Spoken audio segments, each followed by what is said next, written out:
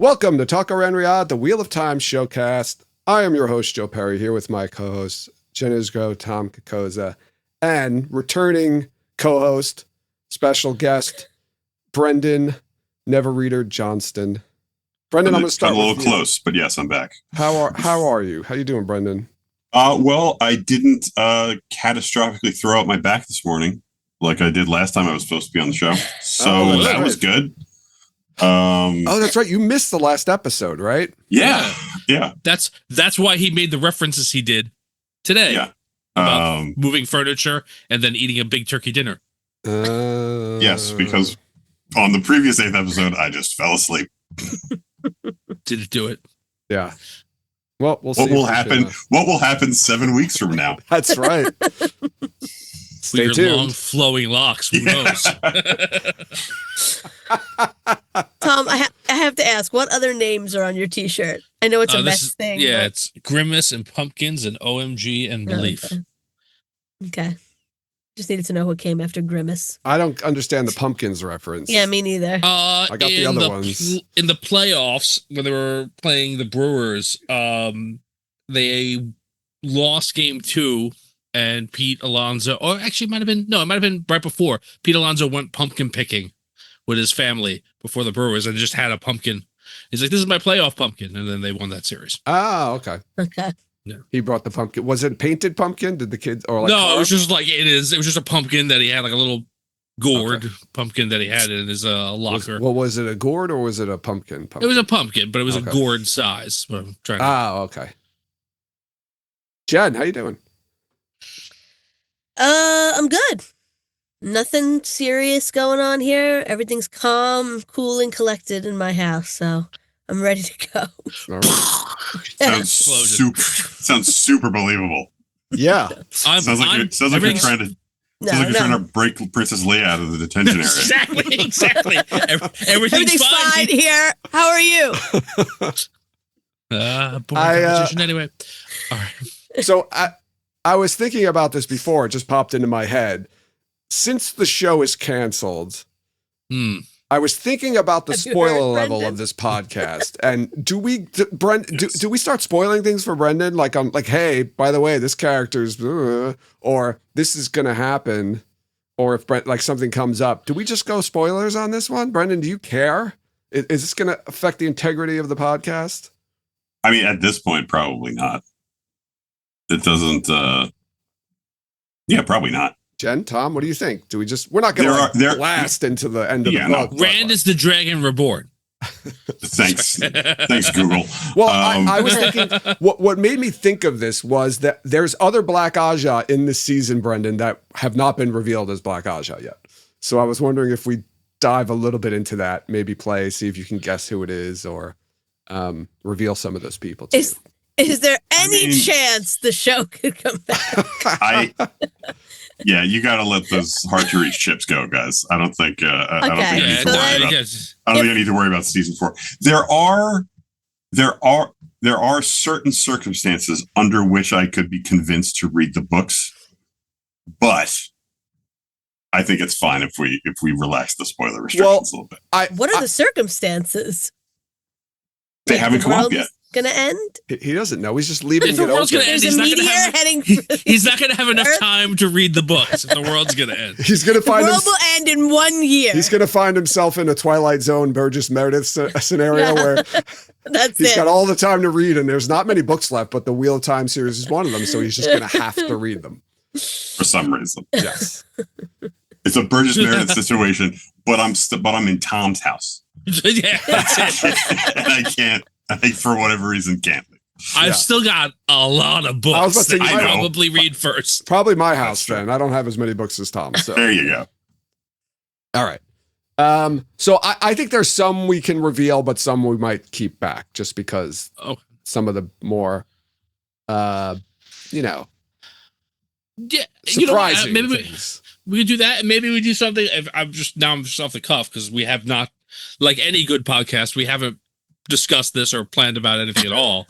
I think maybe once an episode, if you want to ask Brendan, like, like what, like something like what happens to this character? How does this storyline resolve? Anything like that at all? If you have a curiosity, you can let us know. We'll reveal like once an episode. We'll reveal a Brendan spoiler question. Okay. Yeah, and we'll try not to get too spoilery with the answer. Like, well, you know, just no. What we should do is give him an answer. Toe the line. Will entice him to want to know more. Yes. Or tickle his chin. I don't know what I was exactly doing there. It looked like you were fondling his balls. That's what it looked like you were doing there. Are his how little are his balls? It's very small. So boy, I'm glad I rushed through my end of the day routine to come to watch the show and come back to this. All right, so we're gonna delve into some spoilers, people. We'll obviously warn you as we're hitting on the spoilers, so that way if people who are listening, my ring light's falling. Sorry, haven't read the books. Didn't you? Don't mind me. You can tune it out for a minute. Anyway, right, this is a rewatch. We're rewatching season 3. We're covering episode 301, which I didn't even write the names down because does it really matter at this point anymore? To chase the shadow. Is it to chase the shadow? Yes. To flee the shadow? To race the shadow. There we go. To race the shadow. Those are the 3 options. Yes. Chase, flee, it's run away from, run towards, and run alongside. Right. We covered them all. To race the shadow. You know, it's the shadow. It's a rewatch episode, so we're not gonna go scene by scene into this. We're just gonna dive right in and start talking about different random things that we noticed maybe this time as opposed to others. There was a couple of things in here that I noticed that I hadn't noticed on my first 4 or 5 watches, and things that I was upset about that I'm not upset about, I was able to justify. Just like one of them, I'm just going to go right into it now because obviously we've got this wild opening scene with shredding of women, one power flying everywhere, right? There's a couple of things in here. One, I know I always complain about Nynaeve being the person that was brought in as the witness. And I would always say, why not Elaine? She's the daughter heir of Andor. She's much more credible as a witness. And it always bothered me. But I came up with a reason why not Elaine. Okay. Because it's too public, and they think maybe if that gets back to Morghese or to Andor, then that would really piss them off. So it was a political move. Like, no, we don't want Elaine being thrown in with this or mixed in with this, because if her name, gets out there, then they ain't going to be happy over there. I think the reason on the show was that Nynaeve was accepted. So maybe they thought that they would take her word. Also, like Nynaeve was the one who had the conversation with her. The other 2 were unconscious. That's true. So like it is, and then Nynaeve said she said this. Yeah, but they say like we should have been with you, and then I can't remember exactly what the line is, but it's something about them not being accepted and Nynaeve being accepted. Yeah, novices might not even be allowed to speak in the hall. Something like Well, I mean, Nynaeve never spoke. I don't think. She just she might have had. She got knocked the fuck out. So yes. I don't think it went the way they thought it was gonna go. Yeah. So I came to terms with that. I said I decided that it was a political move. They didn't want to anger Andor by tying Elaine's name to. Because I think in later episodes, right, coming up in the season, it's never explicitly discussed that she was kidnapped by Black Aja, right? Just that she was out of the tower. Yes, no. That sounds about right. Yeah. Yeah. So I think that's my reasoning now. That's my rationale for it. Black Aja it's not public. Nobody outside the tower knows about the Black Aja. Right. So it's definitely not discussed. Yes. But what about all the people that saw Aes Sedai fighting in the streets? They were what people? all. I didn't see any other. I didn't see anybody. They were running out of the way, and they were probably like in the windows and stuff watching. I don't know. Oh, you mean the people in Tarvalon who saw them fighting? Oh, okay. In the streets. I think there was a cut. Go ahead. Well, if I'm a random oh no, I started this without knowing what they're called. Tarvalana. I think it's a random. If I'm a random citizen of Tar-Valon and I see a bunch of Aes Sedai fighting, my assumption is just, well, first of all, my assumption is going to be I need to get the fuck inside. My second assumption is going to be not that there's a secret cabal of evil ones, just that, the witches are having a fight. Yeah, right. I don't know. Let me go hide. Yeah, there were probably some people who I knew those witches were no good. Yeah. I imagine those people probably don't live in Tar-Valon.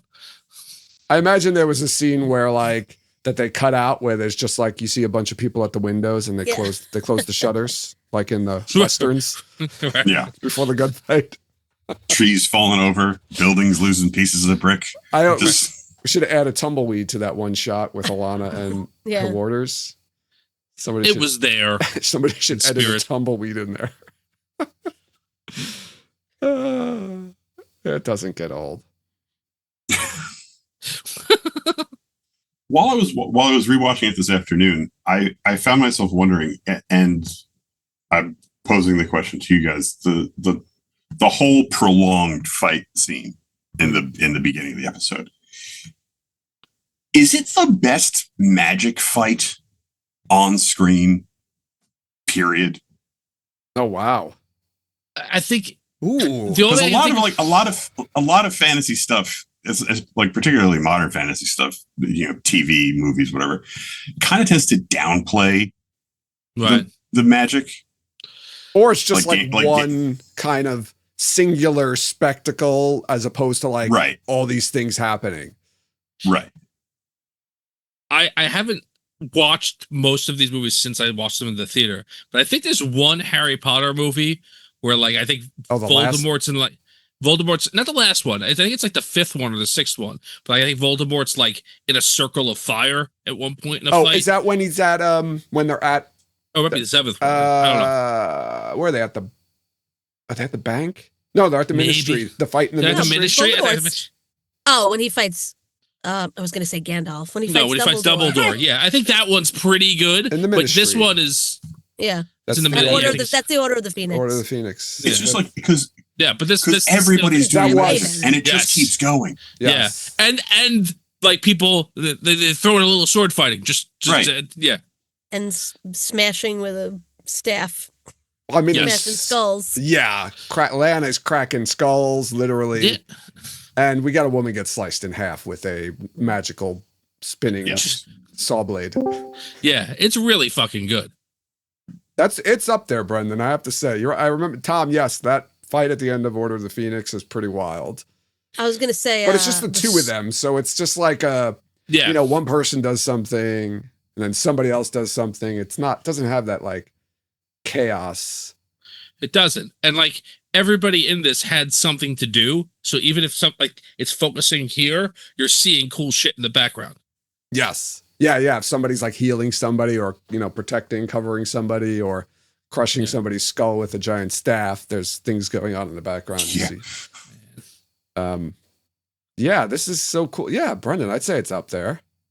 I haven't seen a lot of new movies though. So I can't say though, but I can't think of a lot of newer type fantasy movies. Yeah. It came to mind because I was coincidentally shortly beforehand talking with my sister about how I don't actually think most of the Harry Potter movies are all that good. Mm-hmm. And then I was, naturally comparing but anyway. Yeah. I was going to say The Sword and the Stone. That's a pretty good magic fight. Yeah. The Sword and the Stone? Okay. I'm being a little. The old Disney the old Disney cartoon? Changing no, they're just changing into different animals and stuff.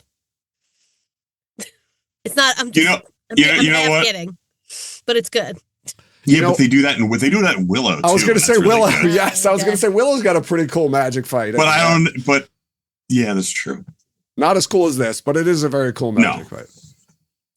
Yeah, because even in Order of the Phoenix, when everybody's fighting, that was disappointing. They're all just shooting. Yeah, they never do anything other than shoot shit out of their wands and knock people. Yeah, they're just trying to do knockout spells, and then they're just knockout wand spells or killing. Yeah, they teleporting things. They're teleporting in and out, and then hitting each other and knocking. You see a little spark fly, and I was very disappointed at that scene It was so much better in the books, like way. And I had such high expectations for it, and I was like, I think they made some poor choices. Yeah, there's a huge part of that that's way off. Yeah, but we don't have to talk about that right now. Yeah, let's talk about the Wheel of Time. Okay, sure. You know what I picked up this time too, right? So when Varen and Adeleus and Naomi are going, like during all of this stuff that's happening, or even when it first starts, they first go into the hall. They're like, "Oh, we got to go down here," and she's like, "We got to get these, powerful things to go and make sure that we're, to use against the Black Aja or protect themselves against the Black Aja." Wouldn't it have been or made more sense that if they did that before they convened the hall, so they could use them? No, nobody talks to each other. Yes, nobody talks like.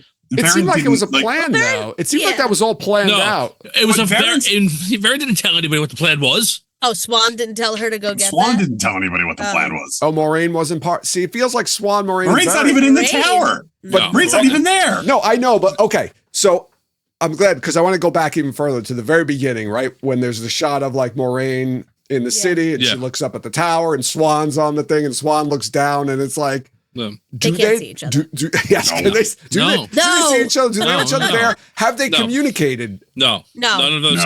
Nothing. No. She knows about it because Nynaeve probably told her. And Varen or Alana, right? Right. It's not. You don't think that Swan knows Moraine's there?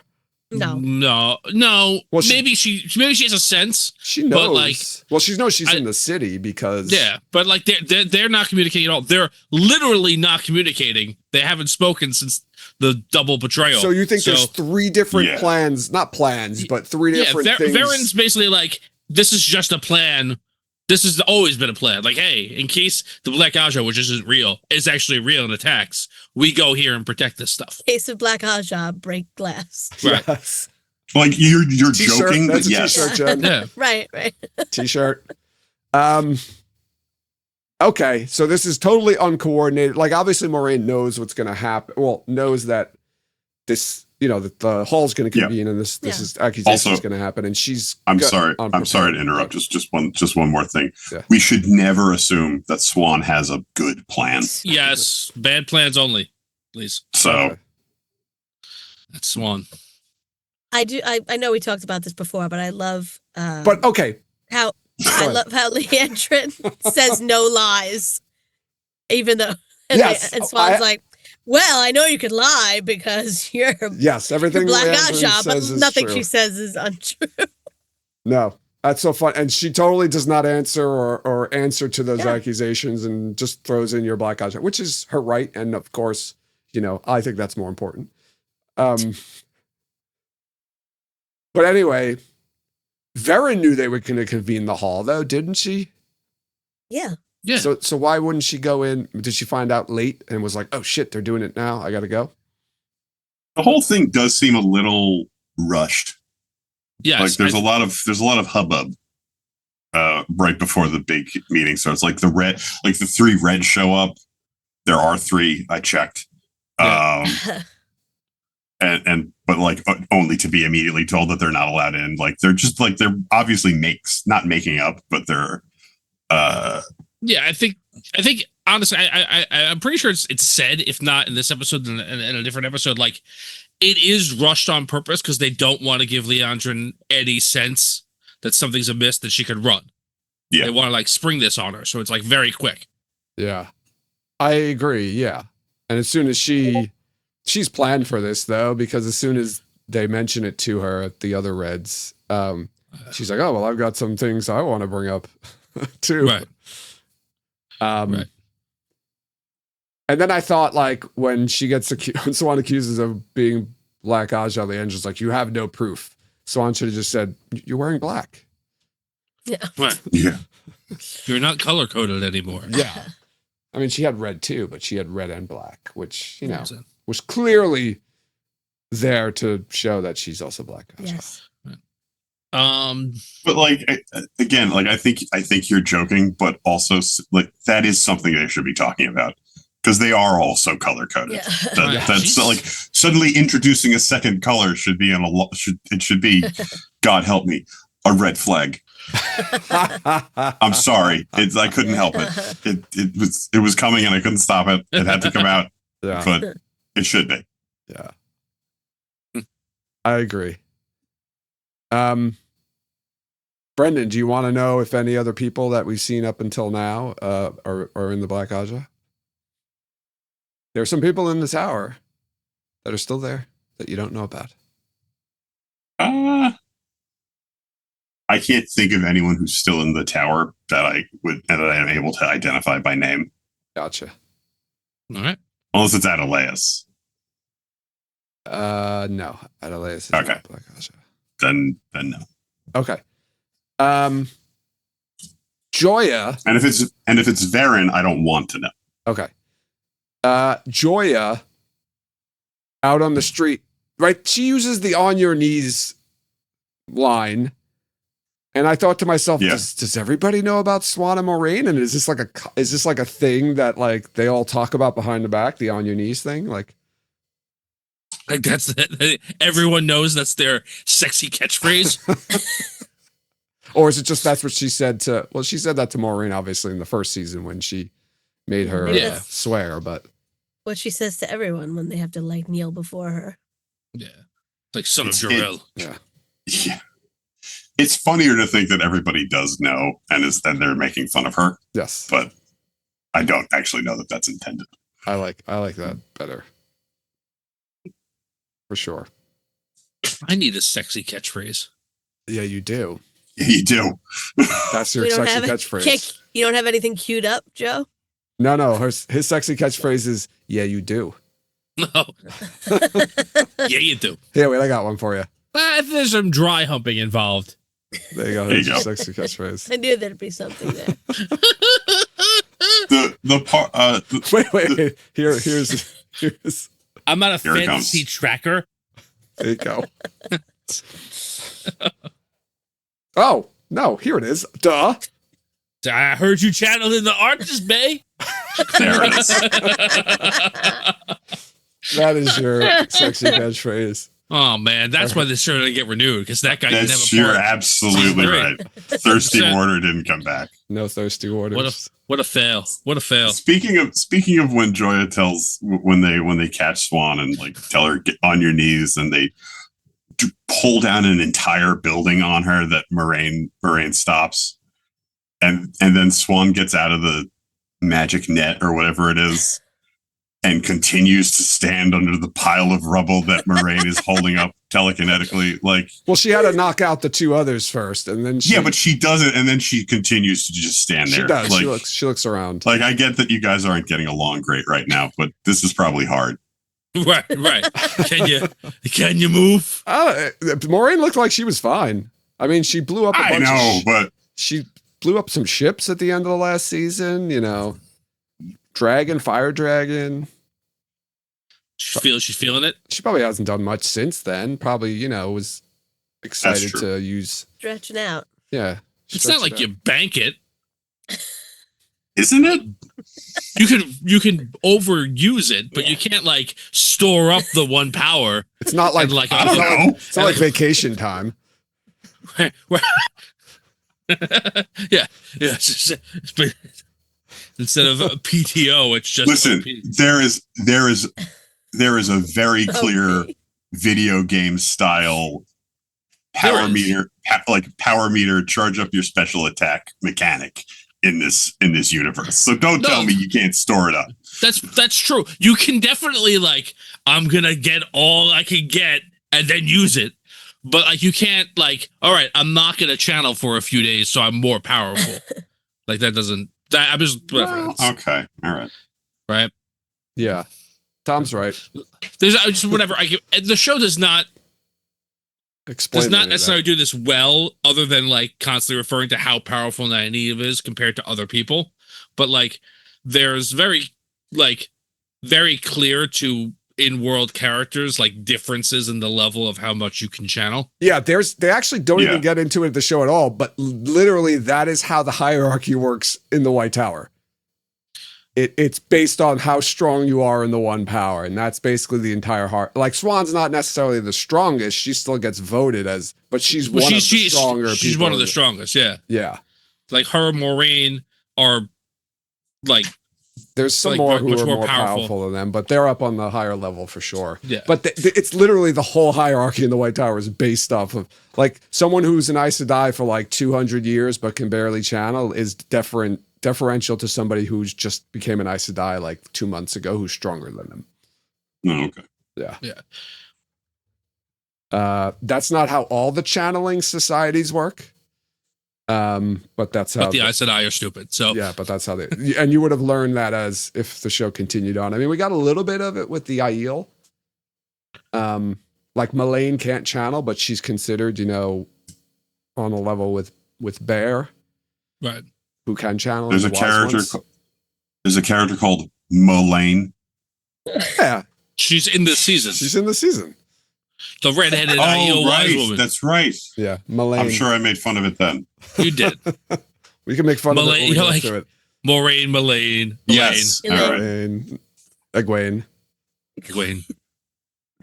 In a flashback, there's Lelaine. Lelaine. Well, they don't call her Lelaine. They don't call her that, but that's what it is. Yeah. It was her. Jack Lelaine. Yes. Watching this though, I did get a little sad because of all the talk about Tyr. Yeah. It made me sad. That I was like, well, when are we gonna get that? Shed a tear. I almost shed a tear. I'm not ashamed. You shouldn't be. I didn't say you should be ashamed. You shouldn't be. I should have been. And then it comes back when Loyal starts talking and Rand are talking about prophecies of Tyr, and I'm like, all right, enough about the Tyr, man. All right. No, they wanted it. Putting the pieces down. Yeah. Getting ready for season 4. Yeah. Laying the groundwork. Laying it. And then it led to nowhere. We'll never get that though. It's fine. We're on a road. Oh, I wanted to ask about, so Elaine sends those 2 letters out, one to Andor to her mother and one to a noblewoman in Tyr. Mm-hmm. For Tom and Jen, any thoughts on who the noblewoman could be? Is it somebody from the books? I feel like none of the high ladies are actually people in Tyr, but yeah, I think every high lady is the one that tries to kill her husband. Is that Colaver? Is Colaver? Or no, does she? I don't think she tries to kill her husband. Colaver tries to take over. She's in Kyrian. Wasn't there one that was like Yeah, there is one who's like poisoning her husband. Yeah. And like she gets told later on, she gets told to leave and oversee like the Terrans going to help another country, and her rival has to watch her sick husband. Yeah. Oh yes. I just Lady Dobrain. Lady Dobrain. Yeah, just okay. That's it. That's who. I don't. All right. Sure. Let's move on then. Sorry. Right. Whatever. Okay. Oh.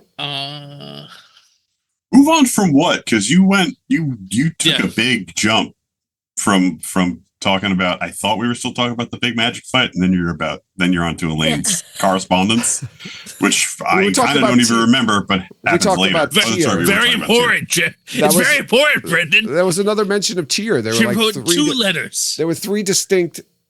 Well, there's you're right. mentioned before, but there's like 2 scenes where Rand talks about Tyr. Egwene gives that exposition dump. It's right in the beginning. It's that like first scene after with them in the bar that they're staying in. And then there's Rand and Loyal talking about prophecies of Tyr. Then Elaine sends the letters, one of them to a noblewoman in Tyr. The noblewoman's getting like all ready for him to come. Yeah, I was wondering if that was going to be a character that was from the books, potentially, Well, I'm just saying there's like one good Terran lord, right? Yeah. Like one, well, they're just probably make that a lady. Well, Nelisian is not so bad. Yeah, that's true. Is he a lord's son, or is he like a lord? I think he's a lord's son. He's a lord's son, I guess. But I feel like his dad, right? His dad is Esteen. Is his dad Esteen? No, Esteen is I think a different guy. Oh, it's a totally different guy. Yeah, that's their last names, I think, right? Elysian's not his last name. That's not his house name. No, that's his first name. Okay. Christine, the potato-faced one? Yeah, that's you're right. Now, Elysian's last name is Aldiaya. Getting all this, Brendan? Getting all this? He's like, who the hell are you talking about? I have so many books at arm's length, arm's reach. Wait, I have another question. About an Elysian? No, nothing about an Elysian. Nothing about Tier. About Potato Face? I'm gonna move on. Why doesn't Matt ask Loyal to go out for boys' night? It's so rude. Well, I think because he's talking about his mates from back home. Too bad. There's one other male person in the room, and he's like, "All right, I'm going out." Rand, Perrin. Loyal's not a person. He doesn't have a relationship with him, but still. Do you think Matt thinks Loyal is fun to hang out with? No, but it's just rude. Do you think he cares about being rude? All right, okay. Think about being in the room and being loyal. Wouldn't you feel terrible? Yeah. The last time I said something along these lines, Jen got, I think, legitimately mad at me for the first time in a long time. Oh, I know. So I'm gonna try and couch it better. Matt's not very polite in general. He doesn't come from like a very etiquette heavy background. That's true. That's a good way to put it. Yeah, Okay. he is not polite. You're right. He doesn't have manners. Yeah, and like he's not looking to make people feel good. He's looking to have one last night of fun, or one first night of fun in a very long time. I feel bad for Loyal. That's it. You can feel that way. If Loyal was more fun, the fun police wouldn't tell him that he can't come out. What? I'm just saying. Okay. That if don't feel bad for Loyal. Loyal should be more fun. Also, he's not going to have a chance to be more fun. Also, he's falling forever in the ways. I feel a particular kinship to Loyal for a variety of reasons, and I promise you, Loyal is fine. Loyal is fine back at the hideout with his books. I'm gonna do some writing. You enjoy whatever that stuff is. I like what Light Blighted Food put in chat. You don't bring a court stenographer to Vegas. That's right. That's right. That's 100% correct. Matt's planning on doing some things that aren't going to be on the record. Well, on the subject of. Go ahead. No, just on the subject of Matt and Rand and Perrin going out drinking. It's very nice because that's fairly early in the episode, and it's very nice of Matt to describe for new audience members or people who have forgotten what was going on in the previous seasons what types of characters Perrin and Rand are and what they're going to be doing later and what they've done before. It's true. It's very, and like I'm not even like being that sarcastic. I mean, I am, but like it's very organic because that's the kind of guy Matt is, and that's the kind of way he would talk. Yeah, mm-hmm. That's true. It's true. It's very like, no, I was gonna say it's very like stage play, like like that's what they do in plays. Like they just kind of cut, they just cut right through it and fill you in on what's going on. Yeah. But it's like, oh, they're just exactly what they're doing. They're telling you the story just to catch you up. Ever since his mother died, he's never been the same. Right. Yes. But I think you're right. It's very organic in this. Don't talk about that around him. Right? It's very organic in this scene. There's a scene later on that I still don't like, that it feels inorganic. But I don't remember, and maybe it was just so long ago. Did we talk about him calling Rand a sheep shagger? No, I don't remember. I don't remember discussing that. No, I just caught it like in the sense of like, oh wait, this is like a double entendre. Is that what he's saying? Is he implying? Man, that's just an entendre. I think it's just a. Well, no, he's a shepherd. No. He's a shepherd though, so he does shear wolves. You could say like he didn't say shearer, but shagger could mean like. Could also mean like he takes. He's catching the wool that his dad sheared. I mean, I shagged it afterwards in this bag. It could mean that, but it doesn't. Yeah, he's just. No, I think it means both. I think he's trying to say both. Nope. No, I think he's just calling him a dirty sheep fucker. Is that what? Yes. That is what he's doing. That's what he's doing because he said no one bats an eye at it though. You're up on all by yourself on the mountain. Doesn't he say that in like episode 101?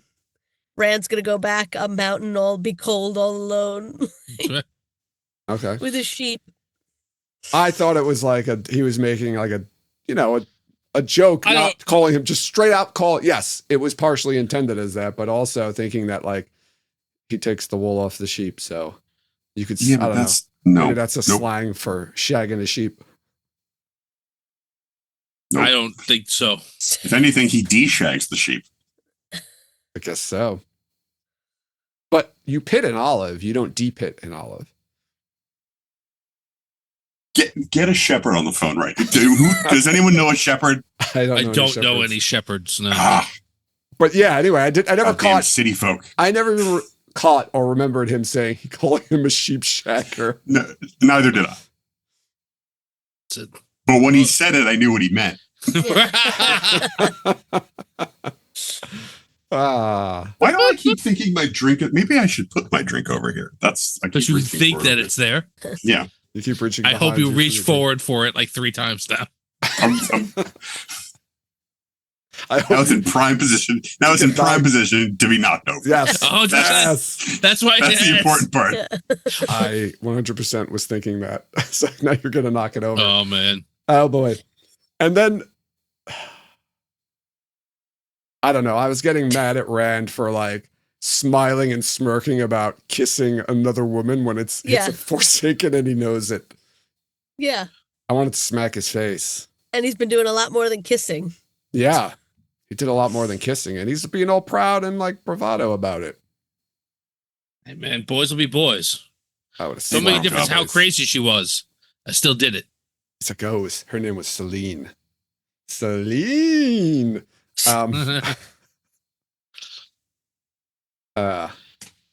Yeah. I don't know. That made me more upset this time around. I wasn't so upset about it. I guess I find it unlikely a little that knowing the dynamic Perrin and Matt and Rand are supposed to have, like they were on a boat for however long, like a month. Right. These guys are best friends for their whole lives. Right. And like, I don't know, guys. I think if I were in a situation and me and Joe and Tom were on a boat for a month, I don't know how long I could hold on to. Hey, it turns out I fucked a demon. Right. She was hot. I didn't know. A really, really hot demon, but a demon. Like it's weird that it took that long to come up. Maybe Egwene was around too much. Yeah, I think there was other people around that he didn't want to hear it. But the fact that he's so like proud about it, almost, that was the part. You've seen her. Well, yes. He can't let his friends think he only hooked up with one girl when he hooked up with 2. It's true. Like, come on, it's not gonna happen. Once again, Jen is joking, but right. Yes, exactly. Like I understand your point, but also it's accurate. Like, yeah. There's another kind of immature scene like this with Elaine and Avienda when she's following her in the streets, and Elaine's like, "You can carry this thing of apples." I was totally like, "Oh, this is like in high school when you carry the girl's backpack for her." This is exactly what this is. Well, here, carry these apples. Yeah. I went to an old boys' school. You couldn't do that shit. It's true. That's true. Well, you could, but you get beat up. You get beat up for it. Yeah. A Catholic old boys' school in the 90s wasn't allowed. The priest would make you give the backpack back. Yes. There would be no carrying of other people's backpack, but unless, of course, they were in a cast or something like that. Then it was okay. Anyway, there's a more serious note in this. There's that scene between Moiraine and Varen where she's talking about, like, she's telling Moiraine that, you're going to have to let Rand make his own decisions. Can you trust him? And she talks about how, about Naomi and it's kind of interesting. She says to him, I think, can you believe in Rand al'Thor?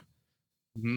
You believe in the dragon. You believe in the dragon reborn, but do you believe in Rand al'Thor? Yes, is what she says. And I was like, oh, this is literally their entire arc of Moiraine and Rand in this season. This is it. Yes. This is the arc right here. Varen said kind of don't get this, what she's saying, because first she says to Moiraine, you need to trust him. It's time for you to let go, and you need to trust him.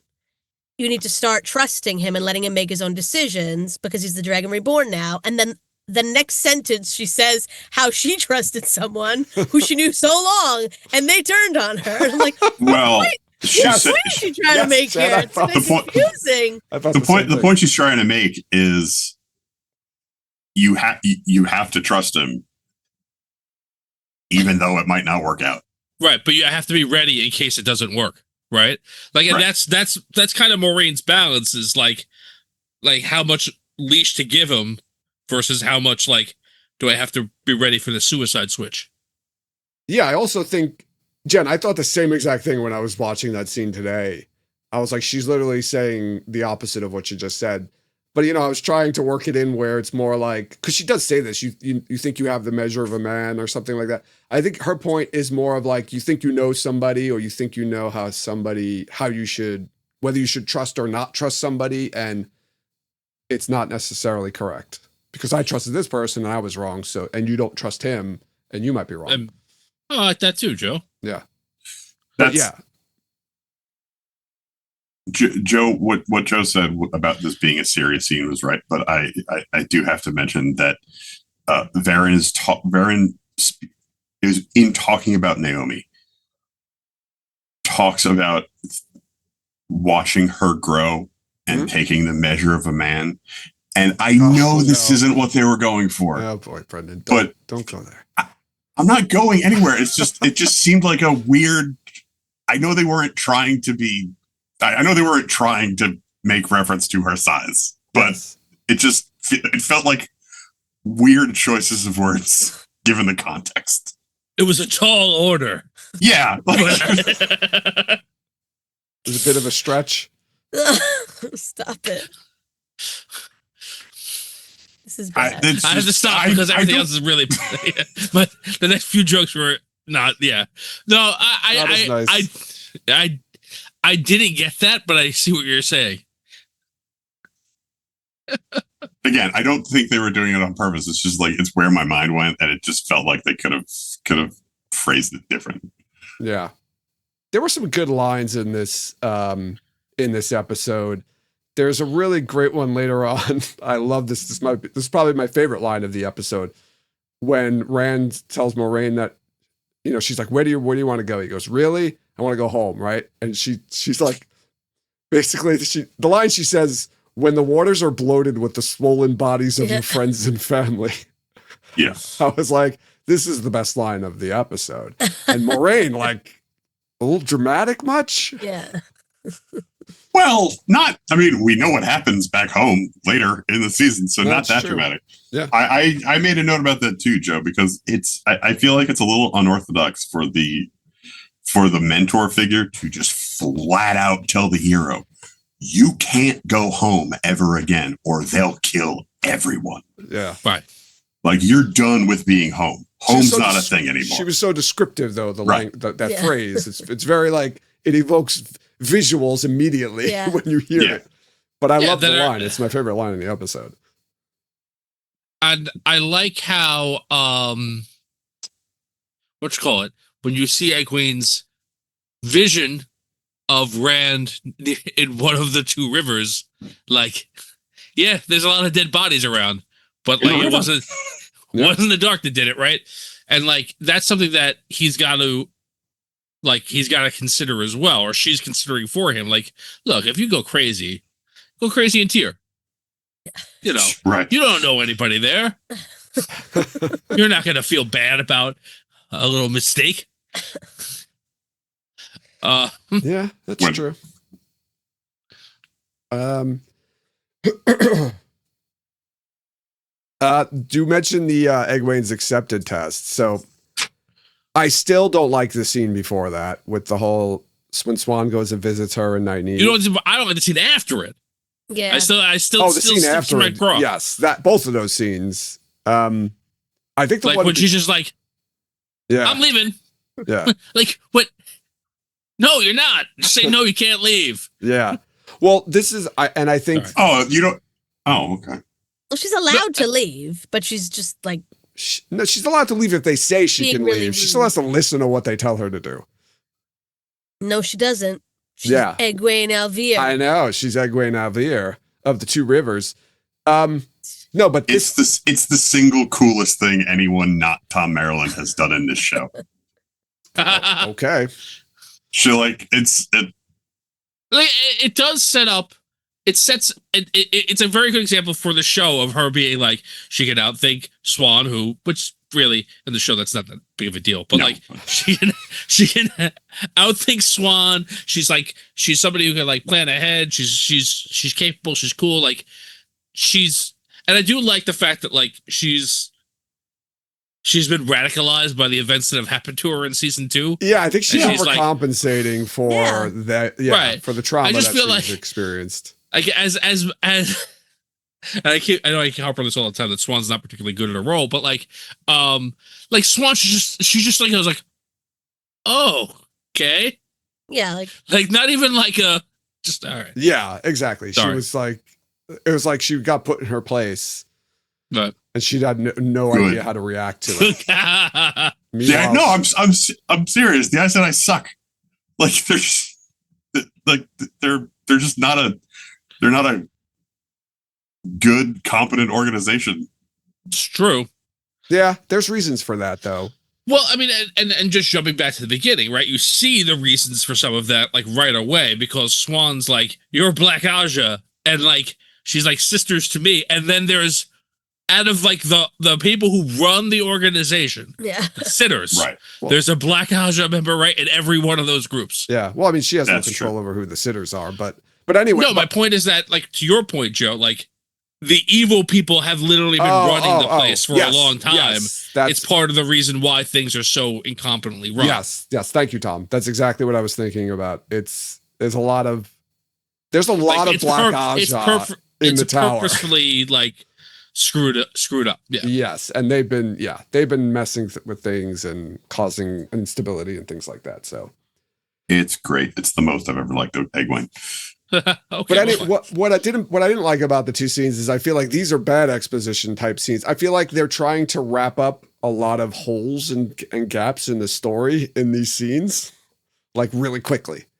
Like, well, we have to get Egwene to go over with them, but she wouldn't be allowed to do that. So we got to figure out a way but we have to get her through the test. And I just feel like it was a poorly written scene and sequence, in my opinion. She's like, I'll come back, but I'm going through the arches right now. I'd be like, I decide when you go through the arches, not you. Yeah. Like, I don't know. I guess if she just, I don't know. I don't really, there's no sense that Swan is like that there's absolutely no way that would happen in the book. Yeah, like, there's absolutely no sense of any kind of like respect to Swan, which I get. Like, I understand that's the point, but then they just let her walk out, and it's whatever. Okay, bye. I don't know. Yeah, I think it's in there too to show like Egwene is like, yeah, I know everything, and then she gets to the Aiel, and they're like, no, you don't. You don't know everything. Yeah. So. Yeah, but then again, like, it's like, Egwene, we're going to teach you how to dream walk. Episode 1, I don't know how to do it. Episode 2, I'm really good at it. Episode 3, I be Forsaken. Like, there's not, like, she's pretty good. I don't know. Yeah. Well, everybody gets leveled up much faster in the show due to time constraints. But, yeah, I don't know. It just still bothered me, that scene. It wasn't even just that, the way the dynamic between Egwene and Swan. I just think it was kind of not written well. Well, I do think they could have made a more, I don't know, a smoother way to do that whole part. But they do, like, I guess, to the point you're making, I think the larger point you're making, right? They do some exposition, like, get this season started scenes very well. Some of them are really rushed. I think you have a first episode where this kind of stuff has to happen anyway, no matter what. Mm-hmm. And like when you say, okay, we're going to do like a 20-minute action sequence beginning and like an 8-minute action sequence at the end, like we've got to get all of this stuff in the middle. Oh, and we're going to do a cool fantasy sequence in the middle where like a bunch of stuff happens that isn't real. Like, so all of these conversations have to happen in a very hyper condensed way. And like, there's only, I guess that there's only so artful we can make it. That is a weird thing about the episode, though, because you're right in that it seems like they were kind of rushing through certain things, but at the same time, after the big magic fight in the opening sequence, this episode drags something awful. It's a whole scene is just exposition. Like with them with all of them at the bar, whatever it is, wherever they're staying. Right. It's just a lot of exposition of like you mean the big scene where they talk for like 5 minutes about how they're going to stick together right before they all split up. Yeah. And they mentioned that's one. Calendar. Matt talks in the old tongue. Right. All that. Yeah. There's a lot of stuff that happens there. There's a lot of exposition.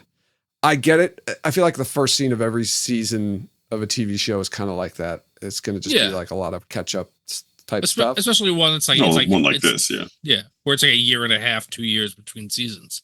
You've got to like get people, like you said, hey, this is my character and this is you. Yeah. And you're like this. Right. And they're together now. And like, we're not anymore. You know, and as Tom notes that out of the fantasy sequence with Egwene and Nynaeve and Elaine in their Kingdom Come variant costumes. Oh, that's the fantasy sequence. I was really trying to figure out what you were talking about. Yeah, there's a whole test piece where like you have a cool bit that's not real. I want to know what happens at the end of that absolutely saturates Egwene with blood. I'm pretty sure she violently kills him. She explodes his body into tiny bits. And it just gets all over her. Directionally aims it at herself. I wouldn't be surprised if he kills the other two as well. I was going to say there's no reason to assume that's all Rand's blood. Oh, wow. Ooh, I never thought about that. Yeah. That Elaine and Nynaeve maybe die. Rand tears them apart. Well, he killed Matt and Perrin already, right? Yeah. Yes. Oh. Yeah, and I thought immediately during that scene is like, how did this show not get a nomination for costumes? It's banana pants. Baffling to me. But if it's all political, clearly. Yeah. Amazing costumes. That scene, those costumes are great. Literally for like a 1.5 minute scene. Yeah. That's it. What else do we have? So when we first did this, Joe, and this is partially inspired by something Brendan said and something someone in chat said, but when we first did this recap, I remember, Joe, you mentioned how you felt like the action sequence at the end was too long, like that it dragged a little bit. Yes. I'm guessing that Brendan still feels that way. But I'm wondering how the rest of you feel, because I don't. I understand, like, it does run it gets a little bit. There's a lot of cutting back and forth between all the different people, and I feel like you could have probably taken a few of those cuts out. To me, it's the Nynaeve stabbing stuff was a little like that. Well, it's a lot of stabs. Her conversation with Matt is 11.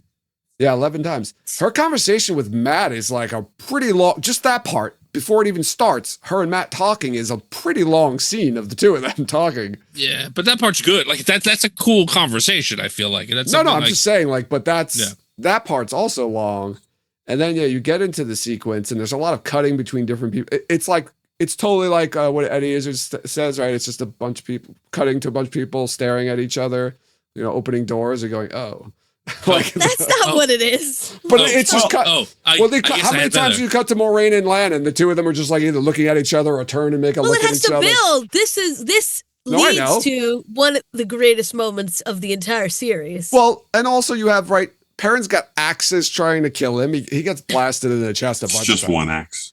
No, I think there's a second one, isn't there? No. No, it's just the one. Oh, it's just the just one. The one axe. Eren gets axed in the chest and his hand multiple times. Yes. Right between the fingers. He's good. He's fine. He's good. Axe in the chest multiple times. Well, they have magic healers. I know, but they're not there. He's like just sitting around. I mean, at the end, like that's the first thing Moraine does, because of course Moraine knew what was going on, because I forgot until I started watching this afternoon that in this season Moraine's bad. Yep. I forgot about that entirely. Yep. She's like, you think you can work with Forsaken? I can work with a Forsaken, and I'll do it better.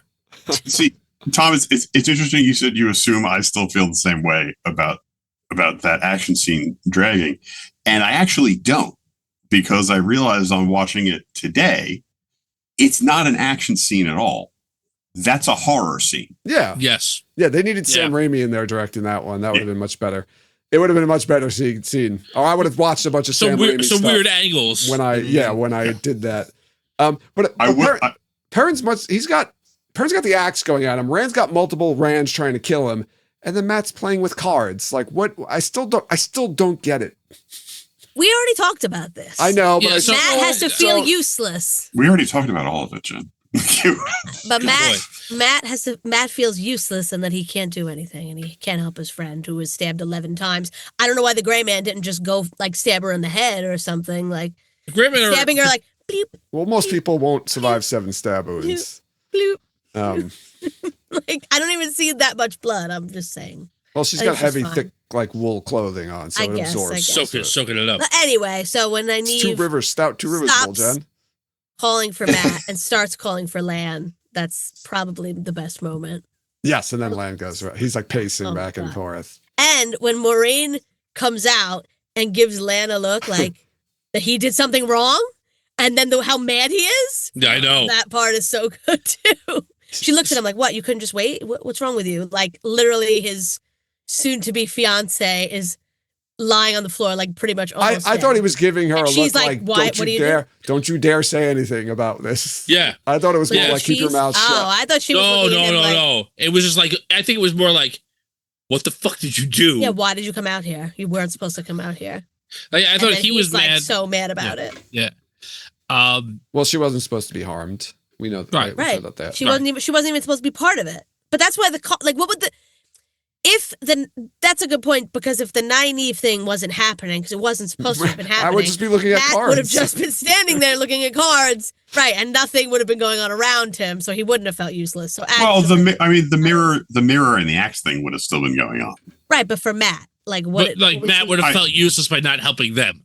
He still would have felt useless. All right. Yeah, I don't know. So in the this scene happens in the books in a slightly different way, and it's not caused by any of the Forsaken specifically. It's just like as the pattern is weakening, like the Dark One just starts like kind of randomly touching the world and freeing things up. Okay. And this happens, right? Weird things like this happen. They call them bubbles of evil. Yeah. So in the books, like, hard to believe they didn't put that in the show. Yeah, right. Well, me too, but they wanted to make it a character that you knew was doing it, or 2 characters you knew were doing it. Right. Like, so the mirror thing happens, the axe thing happens, but like in the books, the playing cards, like the characters of the playing cards come out of the cards and start attacking Matt. Oh, and he has to like fight them. And they very much made it look like that was Sherlock going. Holmes. Yeah, that was going to happen, but it didn't, and that was very disappointing. Maybe that's why it's bothering me, because I wanted to see like they almost did it, but they didn't. They kind of came out, but they didn't get bigger and try to kill him. They just they just sliced up their own cards. Yes. I think I can understand being disappointed by that, especially knowing the books, and I'm sure when I first watched it, I thought the same thing was going to happen. That would be very, very hard to not make very, very silly. Well, no, they would be real. They would come to life and be like a real person. It would be like, you know what I'm saying? It wouldn't be like a cartoon attacking them. I agree. I think that'd be hard to do seriously. Okay. Like you would have to do like a guy, not like a picture, but like almost like a photorealistic picture of a playing card. For that to like I don't think it would have to be. That reminds me of something else. I don't think there would have to be that close a resemblance from the card. Like the characters on the cards were fine, but it just came to life, and a real person was playing it, so it didn't look like a stupid cartoon fighting him. Stupid. I can't imagine a way that it was like. Yeah, that's why they can't imagine a way that it wouldn't look dumb. I agree. I think that's why they didn't do it. It's like they've gotten you, hopefully, to buy a lot of shit, but that might be a bridge too far. I mean, the whole sequence is already a very EC horror, Tales from the Crypt thing already, and like I mean that horror, like in a good way. I forgot. But like horror. Cartoon card soldiers would be a fridge too far. Okay, I know that one. Message received. Before we move on, you mentioned about photorealistic cards, like how they would have to be photorealistic. There's a scene earlier where Matt's getting the portrait done, and or no, I'm sorry, it's he gets the portrait done, and then later he gives it to Perrin, and he says, "It's for my sisters, so they remember what I look like." And again, I don't think this was like a wink at the audience kind of thing, but that's not what his sisters think he looks like. He didn't look like that last time he saw his sisters. This is what I'm gonna look like next time I see them. So make sure they look at this. They study this photo. That's funny. I'm a different person. Funny. Yeah. I love how that picture makes it through though. Makes it through to the end of the season, or at least true. It pops up at like in what episode 7 or 6. Episode 7, yeah. Is it 7? Oh yeah. Yeah. They just so they could make fun of him. Yeah, the bladder blower. Yeah. Yeah. Yeah, that's a great drawing. Did you remember to watch out for Rand in the Law and Order? Looking at the computer. Oh yes. What? There's the scene where they're in the tavern in the beginning, and Rand, the guy's drawing the picture of Matt, and Rand leans over to look at it, and then you just see like Rand leaning out on like the table, and the guy's there drawing it. One of our friends, Omar, he took that picture and he took out the drawing and he put like a laptop there, and he made it look like a police station in the background. That's funny. It looks like they're looking at like a laptop. Yes. Also, just one more thing about the horror, the horror sequence.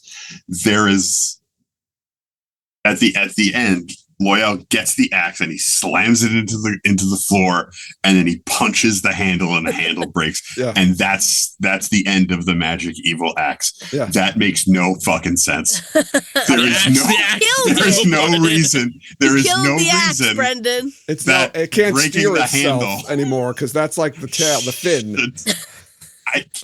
Steering is all gone. That's what we're supposed to think.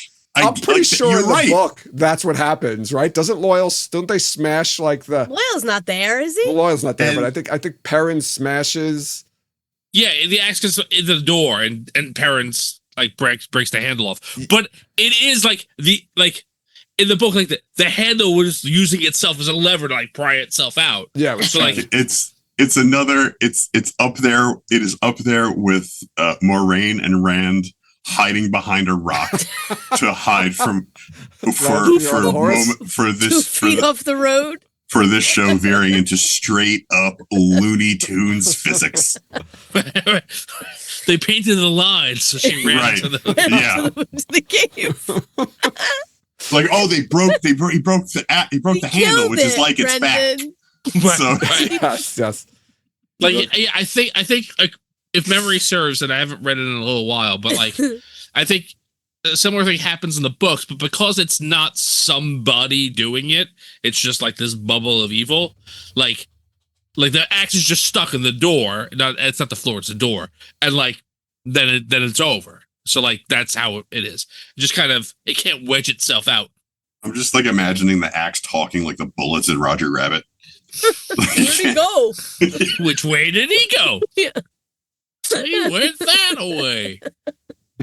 I was thinking of the brooms in Sorcerer's Apprentice. Doesn't he chop them up or something? But then they make more of them. Oh, that's right. Then they become more. They each and then they chop them up even. Then they chop them up even finer and Mickey inhales them, and they get, no, wait, that's it. That's the Itchy and Scratchy version. Never mind. I'm sorry. Oh my. Oh my God. If the end that we're talking about now isn't horror enough, and I know there's a scene before, right? Oh yeah. It does end with like, here's just straight horror villainy. Yes. Yeah. That seems awesome. I don't want to skip over the penis joke though, which I'm so glad that they put it in. Oh yeah. It makes me so happy. You know what's weird about this whole thing too? Right? So the bubble of evil thing, or Lanfear's little trick was really to get them all to split up. Right. But like leading up to that, it seemed they were going to be splitting up anyway. They were already like, Perrin had already made his decision. He was going home, right? Egwene knew she was going to go with Rand. Like she's obviously that was clear before that. Elaine knew she was going to stay. I would say the only difference was Nynaeve. We didn't know what Nynaeve was going to do. And Matt was just going to stay where Nynaeve was. But that had nothing to do with the bubble. That had nothing to do with what happened, though. That had to do with the conversation before that. Matt stays with Nynaeve. Nynaeve stays because she has to learn how to do this magic she's supposed to be great at. Yeah. And Matt stays with Nynaeve, because he believes Nynaeve's the only one who can help him. And he feels like an asshole for not being able to help her. Right. Yeah. Even though that's not like that. So that changes. Yeah. Yeah, but yeah. And I also feel like. So the one thing that was partially affected Perrin was already thinking of getting the fuck out of here, and then he almost got killed by a magical axe a couple of times. Yeah. And he's like, it's just like a little nudge. Yeah. Yeah. And Loyal's going with Perrin, and Bane and Chiad have to go with Loyal, and instead of going wherever instead of, I guess, sticking with Avienda. That's Rand? True. They probably would have went with Avienda and them to the waste, but because he saved their life during that. But Rand and Rand decides not to. I'm sorry, but Rand decides not to go to Tyr because he's afraid the Forsaken are going to find him, which they've already done. I think his conversation. I think Elaine convinces him not to go to Tyr. She's the one who tells him go to the Waste because you can get your army there, and I think that's. Oh yeah. I think that's why he goes, because Elaine tells him. That's true. Like that's what he should do. Like Avienda's. She was just going to follow him forever and like not bring him back to the Waste? No, I think she wants him to go back to the Waste, I think, but she's going to stay with him until they go. I don't know if she technically that's. I don't know if she ever goes like, you should come back. Yeah, she like. I think she's just she like, you are this to go back. Yeah, she's like, hopefully you're not really the core card. Right. If I keep this guy occupied long enough, well, maybe somebody else will become. She also doesn't want to go back because we learn later there's this really cool dude. Well, no, she's been called to become a wise one's apprentice, and that's why she doesn't want to go back. That's really why she doesn't want to go back. Right. There's a lot of. I mean, it has a lot of misplaced rage and things. Like she's dealing with a lot underneath the surface. Some of it's properly placed. It's true. We can get into that more as we get into episode 4, I guess. Yeah. I forgot about the end of this episode. For some reason, I thought it was when they leave, and then I was like, "Oh wait, that's right. Moghedien's back." Jai Chim. I had forgotten that in the big horror fight scene that the Gray Man was a free agent, that he wasn't supposed to be there. Yes. Well, I'd forgotten about that entirely. He's Dante Hicks. Yes. Yes. Right. And Lanfear's like, get the fuck out of the city. Get out. Get out. Get out. Yeah. There's only one person who knows how to make those, and then it cuts to. Yeah. That's another really dramatic. There's only one person. Yes. Who can get out of the city. Oh my God. It's already too late. And what's even better is I totally forgot about when she sticks her fingers in his mouth, because that's so fucking great. I love it. I still love it. It's so weird and creepy. And you thought that was the weirdest, creepiest thing that she was going to do this season, and you were wrong. Yes, I was wrong. I might miss her the most. I feel like Dorothy. Lion's like, what the fuck? Loyal would be the lion. Oh, we have to do a crossover episode for that, right? We have to do September bonus content. Maybe that's it right there. Anyway. Yeah. Poor Jaichim. Remember when we were like trying to figure out where he would be and what part of the story he would be playing and who would be interacting with him? And then this was his only scene, basically. Yeah. Oh, is he a character from? Yes. Is he like a real character? Oh. Yes. Yeah. He's like a very very minor villain, but there's a lot of books and the minor villains get a lot of play. Right? So he's in like 6 books. Okay. Yeah. He's around doing stuff. Yeah. He was a so Brendan, there in the prologue of the second book, right? In the beginning, right, the cold open of the first scene in the season 2, right? There's the Dark Friend social, right, where they're all Ashamael's meeting with all of them. There's a white cloak there. That's supposed to be in the books. That's him. Oh, okay. So I don't know if it still is in the show, like, because obviously we know he's evil and he's a white cloak on the show who gets turned into a gray man. But in the books, Jaichim Carradine, Jaichim Carradine,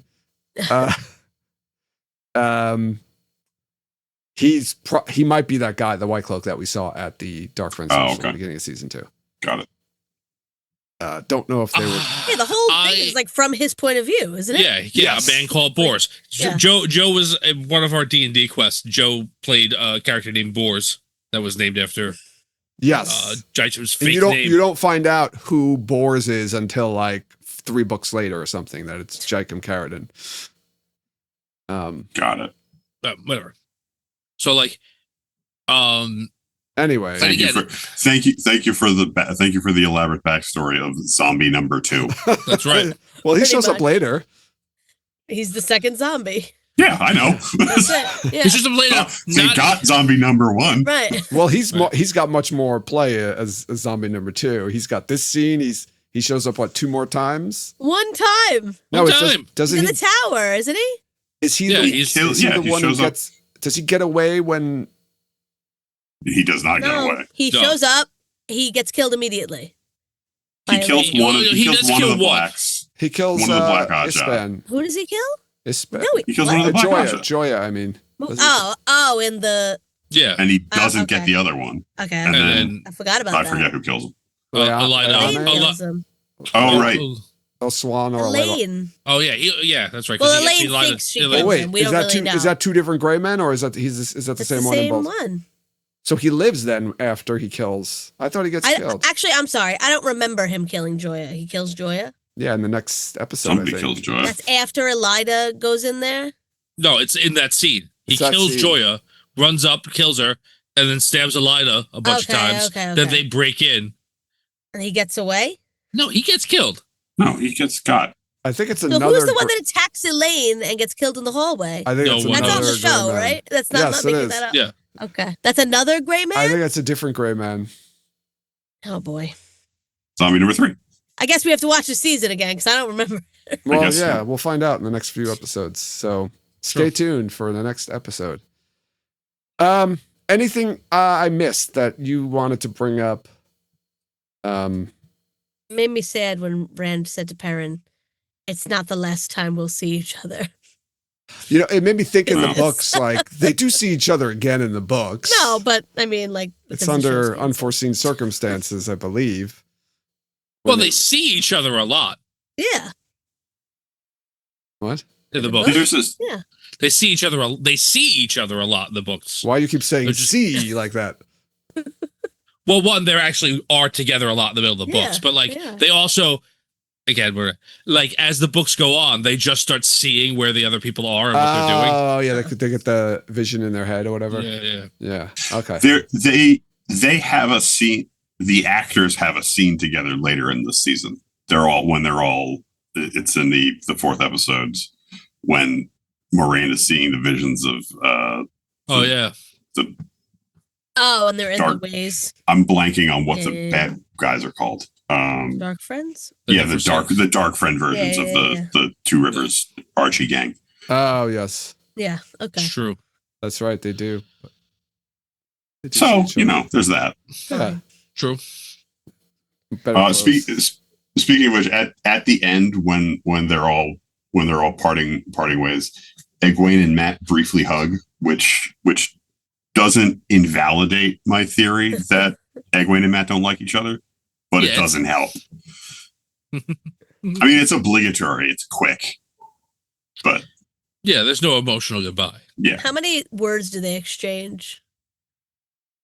Was this like a Legolas Frodo thing? I was gonna say, is it like a Legolas I Frodo? genuinely don't like, because that's their when Bane or Chiad is leaving, she winks at Matt. When Chiad is leaving, she winks at Matt. Yeah. And Egwene turns to look at Matt as if to say, "What, really? Her? Wow."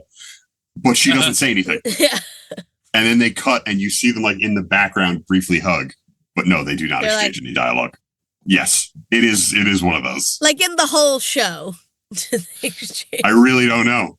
They have to a little bit, maybe in season 1 when they're traveling. I don't know. Like episode 2. Yeah. I don't know. They sing together. And they say they I can't remember, but they greet each other in episode 6 right before Barney Harris disappears. They must greet each other. See what happens when they do, because like interact. Matt and Karen hug. Actors leave the show. Like they all, I don't know. You had to keep those two apart. I don't think they, especially because, and then he has the chance to talk to her, and he doesn't. In yes, it's almost like no. We have to watch the whole show again to see if they ever exchange. We don't have to watch the whole show. They're not in a lot of the same episodes. You're yeah, right, we can get through that in like half an hour. This is it. They're not in any more episodes together, like scenes together. Right, so it's like episode 1 and 2 of season 1. Right, she's in episode 6. Episode 6. And then 7. Well, isn't there? Season 1, No, that's right, 1, 2, 6.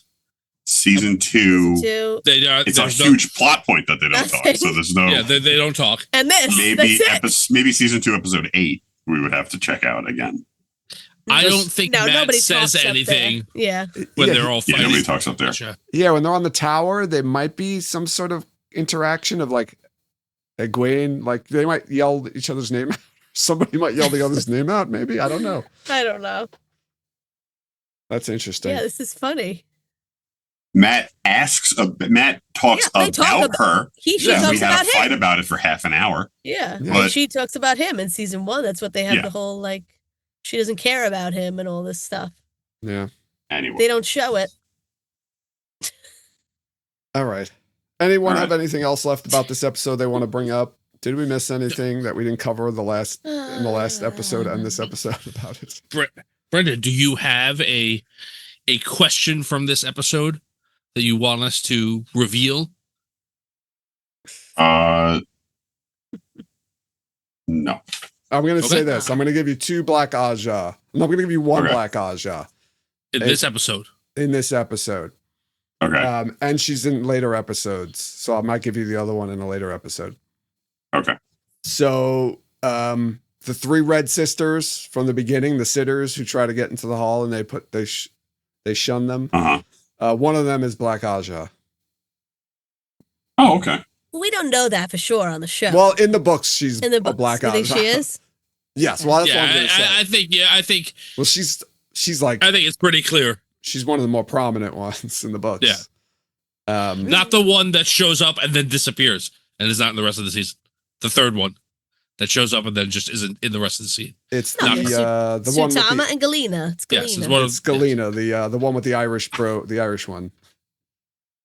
She's in the later scenes too when Elida goes and visits them, and she's also in she's in like 3 episodes. She's in a bunch of the seasons. Yeah, she's like 3 or 4 episodes. In the book, she's Black Aja, and she is a horrible, horrible, horrible person. More so than most of the other Black Aja. Yes. Well, okay. There you go. There's your spoiler. Should we wrap it up here? Duly noted. Yeah, I think this is a good spot. Are we re-rating them? Oh yeah, I forgot about that. Yes, we have to re-rate them. Thank you, Brendan. Oh wow, okay. I forgot about this part. On a scale of 1 to we have to do it. We did it for the other episodes. On a scale of 1 to 5, right? 5 star. We're going up to 5 stars. Is that? We're going to 5 stars. I'm gonna give this. I'm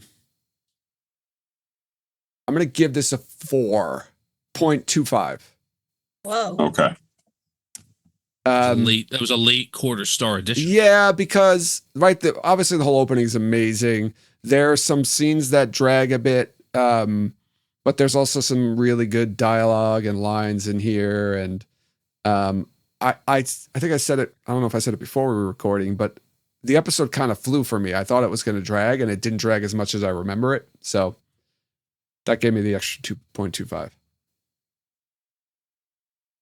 Oh, I will give it a 4.5. And I think similarly, I probably objectively would rank it a quarter star less, but as I was watching it, and I don't need to, but I just got a lot of like memories and flashbacks of watching it for the first time.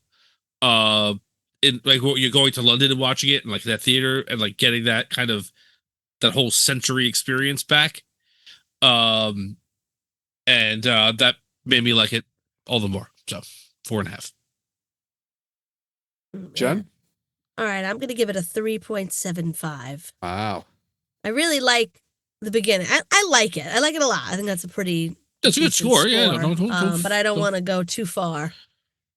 You know. But the beginning's amazing. I like the bubble of evil. And yeah. I like it. Obviously. I'm also going to give it a 4.5.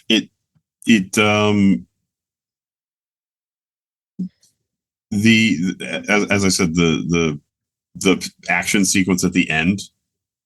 I remember talking about not being like crazy about it last time because I did think it went on too long and I did think it dragged. But again, in rewatching it today, it got really recontextualized for me because it's not, like I said, it's not an action sequence, it's a horror sequence. Mm-hmm. And in that, looked at from that perspective, it's actually really good. So I ended up liking it. Like last time, I'm pretty sure I thought this episode was really good on the strength of one scene. And I still think it's really good, but now there's 2 good scenes. The stuff in the middle is still kind of a drag, but yeah, I really liked it. Awesome. So how do these differ from our scores on the first watch? Do you have them there? Yeah, it's all in one thing. Tom went from 4.75 to 4.5. Okay. Joe went down a quarter of a star. Okay. I went up half. Wow. And Jen went down from a 4.5 to a 3.75. Wow. So slightly worse. So slightly worse rate. So we were even until we got to Jen. I think we do that all the time, though. We always are like, Yeah, well, you've also like this. Like when we're doing it the first time, like we're Brendan here. went up too. Yeah, I think I'm very curious. Which is not usually what happens. I think I'm very curious to see like the episodes that I remember being my favorite episodes are still my favorite. One of them will be, but like whether yeah, that's why I kind of. Although it would honestly, it would make for a great podcast if when we get to episode 4, one of us is like, "This sucks." I don't know what we were thinking.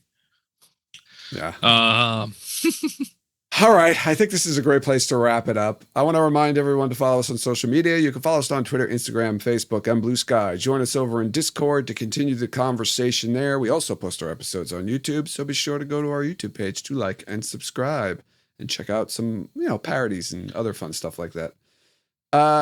Rate and review us wherever you listen to podcasts and check out our merchandise and Patreon pages to support us that way. Links to all the aforementioned information are included in the show. God damn it. Links to all the aforementioned information are included in the show notes to this episode. Any last words, Jen, Brendan, Tom? I did not spill my drink. Yes! Thanks everyone for listening, and you'll hear us next time.